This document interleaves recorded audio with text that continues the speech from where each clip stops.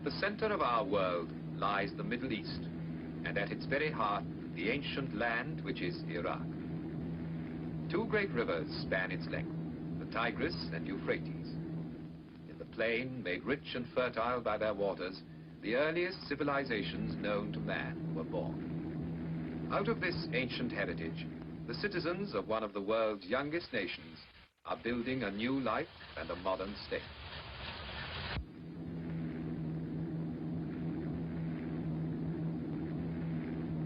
Ageless Iraq is no longer a remote, isolated country. Today, she is a main junction linking the East and West.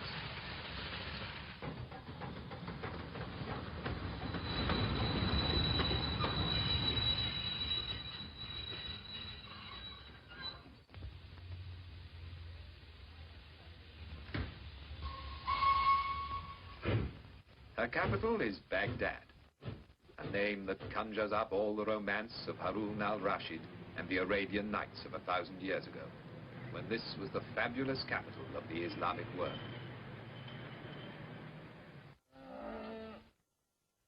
The tempo of an age-old way of life contrasts with the swifter rhythm of the new.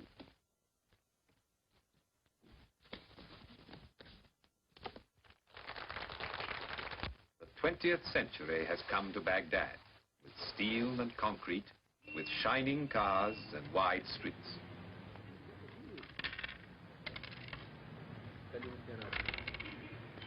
But the people of Iraq hold on to the best of their old traditions. In the bazaars, you can see and hear them carrying on the art and exquisite craftsmanship that has been their pride for hundreds of years.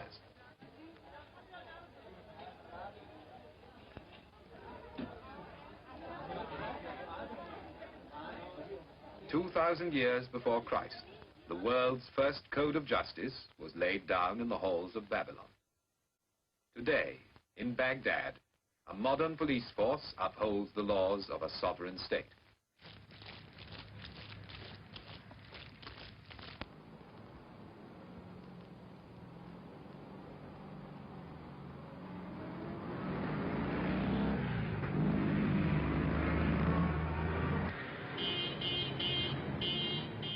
Today, the streets of the city are alive with the bustle of a young people who are taking back from the West the means to a brighter future. And in their enjoyment of sport, the same is true.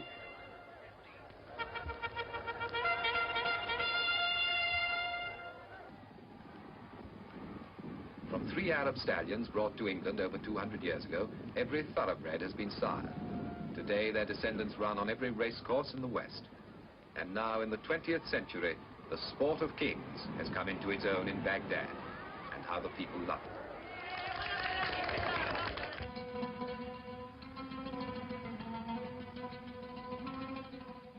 For the people of Iraq, the waters of the 2 great rivers, Tigris and Euphrates, are indeed the waters of life. All through history, this land has drawn its food, its whole existence, from these 2 waterways. Between the twin rivers, so legend says, was the world's first garden, the Garden of Eden. And here there is still the miracle of the water. With water, man has made the desert green with grain and vegetables, rich with spices and dates for all the world.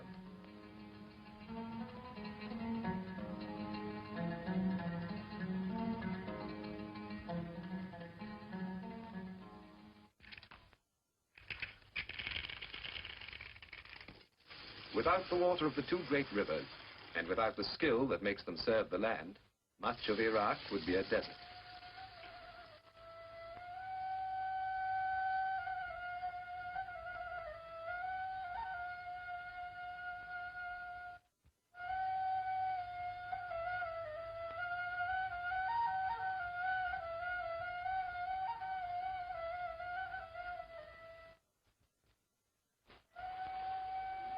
Only in the mountains and valleys of the north is there enough rain and snow to help the farmers cultivate their fields.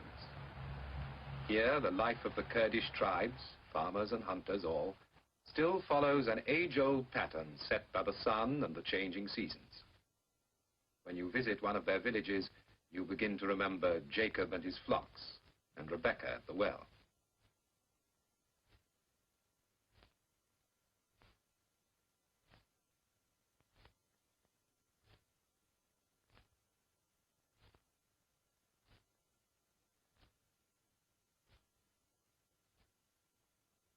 The men are already in the fields, tending the vines, watering the crops, as they have done from the time of Abraham, pausing only to offer a prayer to God for his goodness.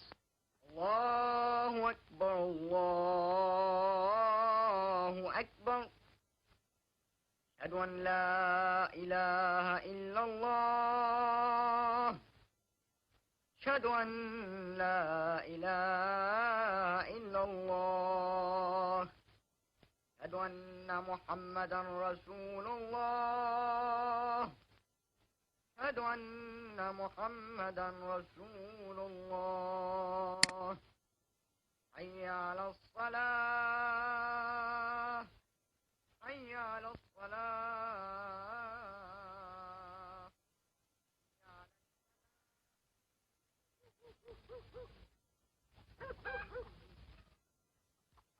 In Iraq, as in every land, the housewife's work is never done. For their husbands, the day's work over, there is time to sip a glass of tea and talk of what the future holds in store for them and their children. But with the coming of spring and the sowing of the seed, all become young again and rejoice.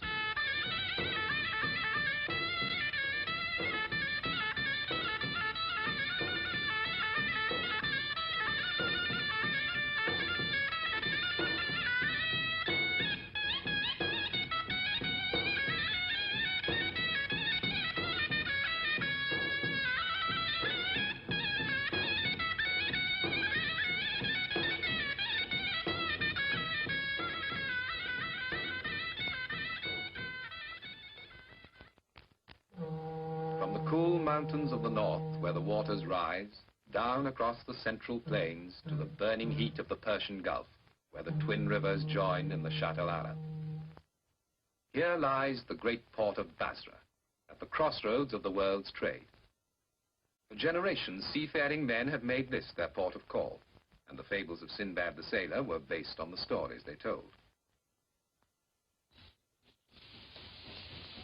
Today, the modern port of Basra is Iraq's waterway to the world. Ships laden with the goods of the new age sail out from the Persian Gulf to the Indian Ocean and the Far Orient. And the skies over Basra are thronged with the traffic of the air.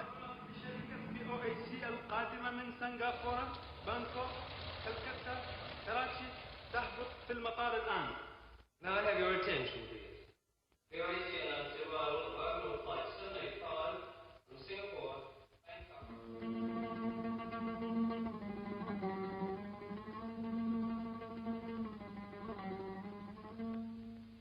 And yet, within a few minutes flying time of Basra is a strangely different world.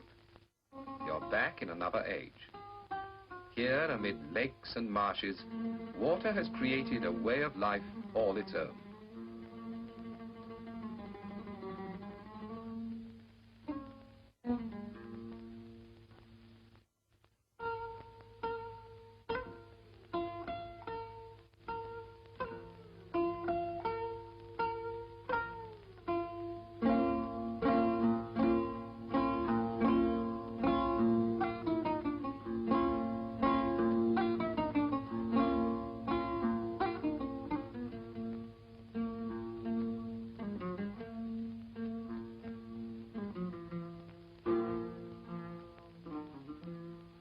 A way of life well suited to these strange surroundings, and at the same time a living reminder of that remote past when men settled by these waters to found the first great cities known to man.